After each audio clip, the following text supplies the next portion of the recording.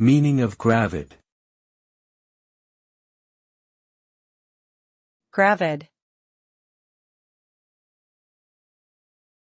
Gravid. Gravid. Gravid. The word gravid is an adjective that means pregnant or carrying eggs or young within the body. It is commonly used in scientific and medical contexts, particularly in reference to animals. The term is also sometimes used metaphorically to describe a state of fullness or potential. For example, one might say the atmosphere was gravid with tension.